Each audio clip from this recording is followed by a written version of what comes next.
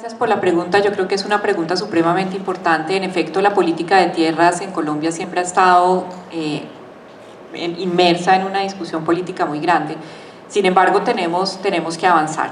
En los últimos años, pues empezó con el catastro multipropósito, que es muy importante y tenemos que apoyar para que este siga. Se han hecho esfuerzos de formalización, pero todavía nos falta mucho. Y creo que otro tema que tenemos que empezar a discutir es qué es lo importante en el proceso productivo agropecuario. Lo importante es la propiedad de la tierra o el uso de la tierra. Y en Colombia estamos supremamente atrasados en contratos de arrendamiento y contratos de uso. Están de alguna manera demonizados, no existen realmente mecanismos para que haya contratos de arrendamiento, y en otros países, por ejemplo en Argentina, el uso de contratos de arrendamiento es altísimo y tenemos una productividad agropecuaria en Argentina muy alta.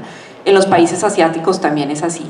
Aquí los contratos de arrendamiento son informales, pequeños y muy precarios. Entonces tenemos que empezar a dar varias discusiones o seguir dando varias discusiones, cómo profundizamos para que el catastro multipropósito se termine de aplicar, cómo hacemos una interfaz entre el catastro multipropósito y la Oficina de Instrumentos Públicos y cómo seguimos formalizando la tierra para que se pueda transar de mejor manera, y impulsar los contratos de arrendamiento para que la tierra esté en manos de las personas que son más productivas y no necesariamente en los propietarios de la tierra, que no siempre son las personas que son más productivas. Entonces yo creo que eso es muy importante abordarlo. Mil gracias, doctora Ana María. Doctor Emilio, hablemos, hay una figura, yo no la conocía, los del Banco Mundial la llaman el Community Driven Development, desarrollo jalonado por la comunidad, que es lo que hace ni más ni menos en la ART. La ART coge a las comunidades, directamente a la comunidad, y le presta cantidades pequeñas, 100, 100 y pico millones de pesos, no más de eso, y la comunidad desarrolla la obra. Y en 1400 que yo tenía de información, no solamente no se ha perdido un peso, sino que sobra plata. Cuando usted le presta la plata directamente a toda la comunidad y la comunidad hace un efecto de seguimiento completo, la plata no se pierde. Cuéntenos de eso, doctor Emilio. Con la forma de que hizo la pregunta ya quedó contestada. pero sí, realmente funciona muy bien. Es una figura que de hecho recibimos, ya estaba hecha, era del ministro Pardo, pero la mantuvimos y la sofisticamos, y quiere decir exactamente eso. Cuando se identificaron las necesidades en los municipios PEDET, esto fue ir a las comunidades, necesitábamos rápido generar confianza, que las personas sintieran qué cosas estaban pasando. Entonces, para poder hacerlo, se trabaja directamente, normalmente son juntas de acción comunal, se les entregan los recursos, ellos mismos los administran, y en la totalidad de los casos logran que haya un excedente que a su vez reinvierten dentro de las mismas obras. Permítame aprovechar un poco para mostrar que muchas de las inquietudes que estaban formuladas ya van teniendo respuesta. Y yo creo que es importante, y voy a hacer una afirmación para retar a este auditorio, y es las condiciones para que en la ruralidad colombiana haya un nivel de negocios fenomenal durante los próximos años están dadas.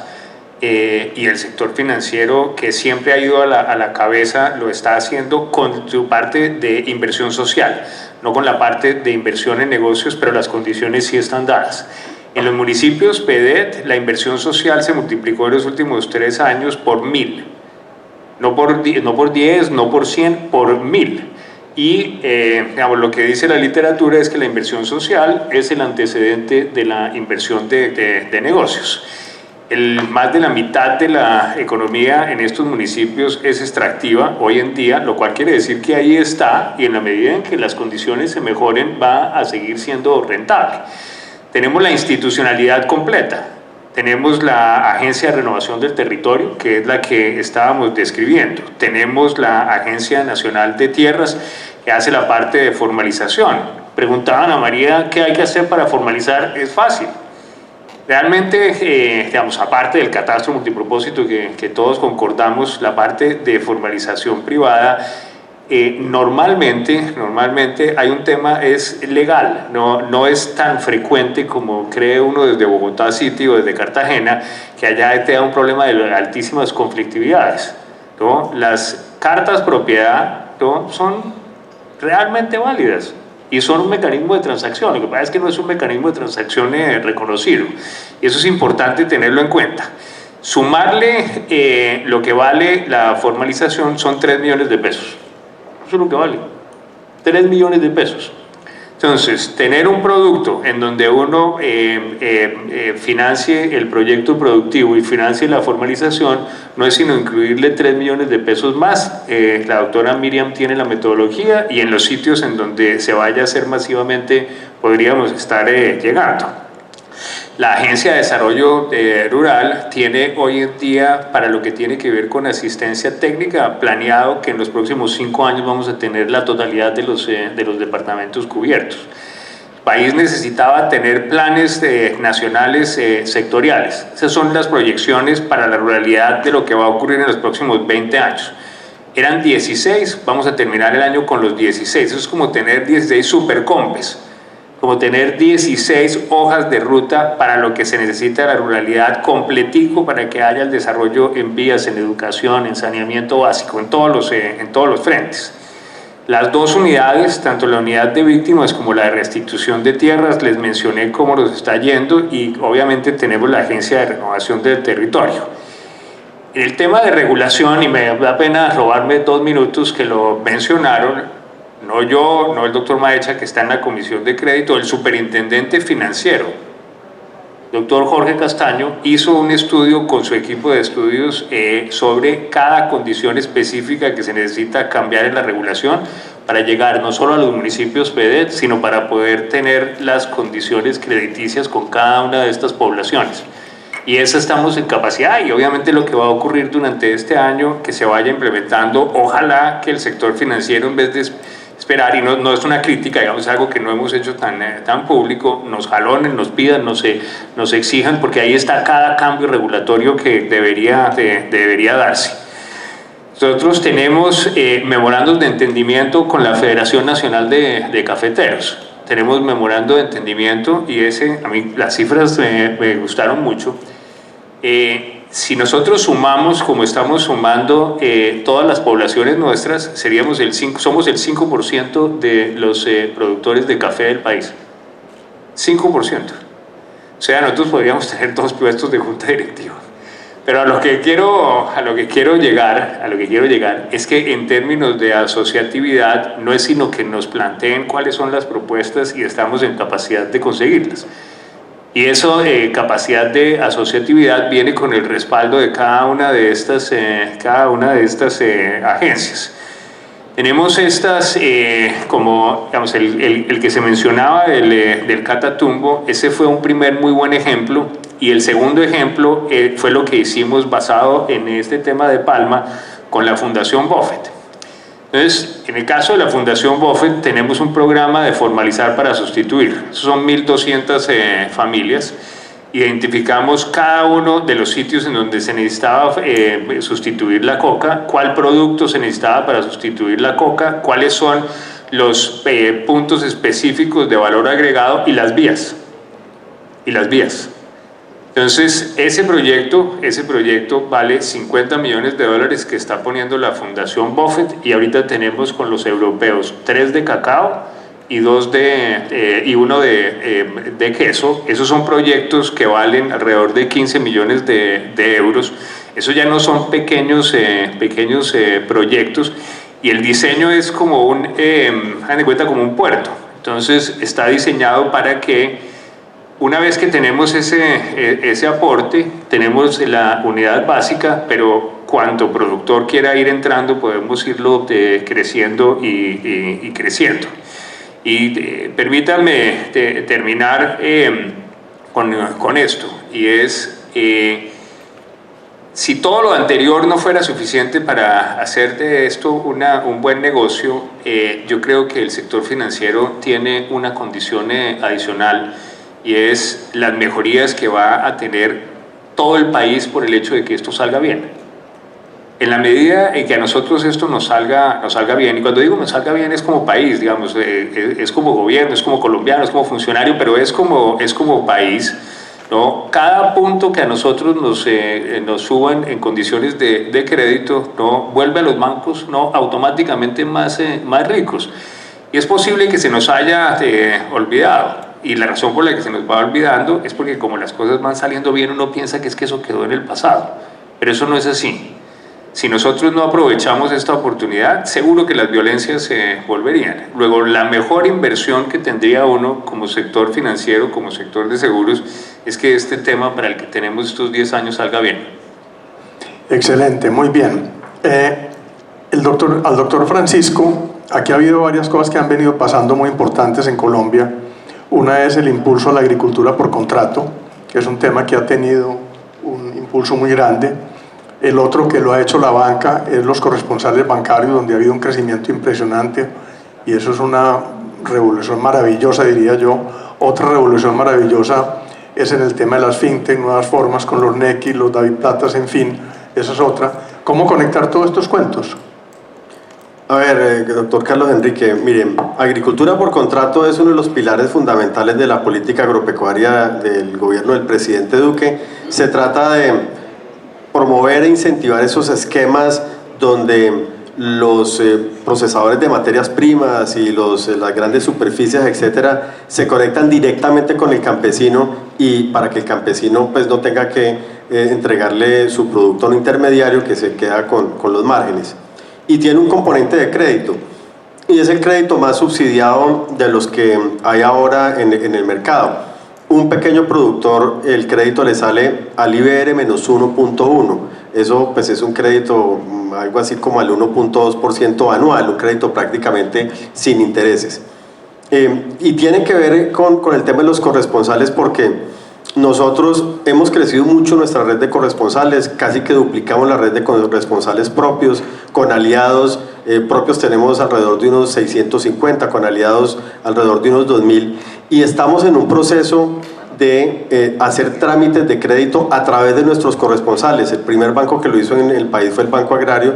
Empezamos el año pasado, ya tenemos unos 200 corresponsales con esa aplicación habilitada, y eso quiere decir que en una tienda alejada en la geografía nacional llega un productor, solicita un crédito, puede ser de agricultura por contrato, y a través de esa aplicación se hace todo el trámite de crédito, de tal manera que pues con esas herramientas tecnológicas le hemos aumentado las capacidades al banco, y por supuesto vendiendo el crédito bandera para el pequeño productor, que es agricultura por contrato.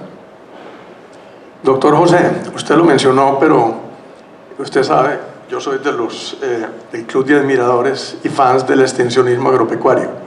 Yo creo que ese es un tema que ha tenido diferentes épocas en Colombia.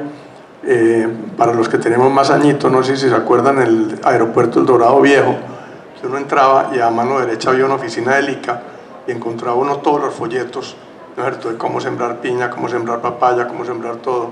O sea, había un trabajo en esa época muy grande de extensionismo, con la Sumata, en fin. Y eso como que ha tenido subidas y bajadas. La Federación hace un trabajo extraordinario. Hablemos un tris más de extensionismo agropecuario, porque si no cambiamos la productividad, ¿cómo vamos a seguir con la misma productividad pagando los créditos? Necesitamos aumentos en productividad, y eso a su vez bancariza más y tiene un círculo virtuoso. Sí, Carlos Enrique, efectivamente, pues hay una gran heterogeneidad en el sector, ¿no? Tenemos gremios organizados que tienen montado muy bien su servicio de extensión, pero son unos gremios, digamos, que no cubren a la mayoría de esos pequeños que tenemos en las estadísticas del Censo Nacional Agropecuario. O sea, salvo el sector cafetero, el sector cacaotero también tiene su servicio de extensión, que va mejorando cada día siguiendo un modelo que viene de atrás.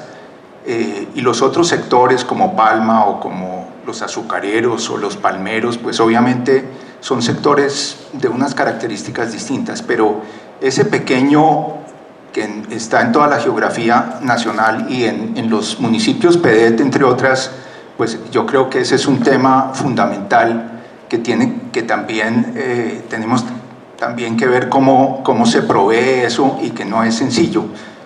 Hubo una reestructuración hace unos años. Juan Lucas Restrepo, que estaba al frente de Corpoica en su momento, pues estuvo muy metido en la ley que se sacó para tener un sistema de innovación en la parte de agricultura y obviamente un montaje de un sistema de extensionismo que yo creo que no ha dado sus frutos hasta ahora y toca revisar a ver cómo hacemos para mejorar eso, porque la combinación de crédito y asistencia técnica está súper comprobado que dispara la productividad. Hicimos un trabajo hace unos años que salió en un libro de FEDesarrollo, que esa combinación era la que más aumentaba la productividad en los... ahora, obviamente, Finagro podría hacer en alguna medida un esfuerzo de convertirse un poco más en banco de desarrollo, no solamente la parte propiamente de crédito o de estos instrumentos financieros, pero obviamente pues eso es una discusión. Y quería mencionar otro tema de Finagro, dado que Carlos Enrique mencionó mucho el tema de la cartera sustitutiva que está volcada sobre ciertos eslabones de la cadena y que propiamente no le están llegando, pues o sea, por esa vía no le está llegando el crédito a los pequeños. Es que la regulación en el porcentaje que es admisible para usar crédito, para no hacer la inversión forzosa de los TDAs, en el caso de los pequeños está en 150%, y eso muestra que en la práctica no fluye suficientemente el crédito de los bancos privados al sector, y hay estudios que muestran que si se sube un poco eso a 200%, perfectamente habría un incentivo para que otros bancos, más allá del Banco Agrario o las incursiones que unos bancos privados han venido haciendo de manera un poco más tímida, que tuviéramos a muchos de los bancos que están aquí en esta convención estuvieran más interesadas en volcarse a ofrecer productos y a desarrollar conjuntamente con los otros elementos la política para desarrollo del sector. Gracias. Bueno, nos queda tiempo para una última pregunta. La doctora Ana María, háblenos un poquito más de mejores prácticas en otros países sobre el tema de seguro agropecuario. Tenemos seguro de cosechas, clima, todos esos temas de aseguramiento que en Colombia está muy incipiente todavía. Sí, los seguros agropecuarios son importantes por dos razones. Lo primero es para, pues, al asegurar el riesgo de los ingresos agrícolas, por un lado le abre la puerta a que el sector financiero y a la banca privada más tranquilamente pueda prestar recursos al sector agropecuario, porque se está cubriendo ese riesgo.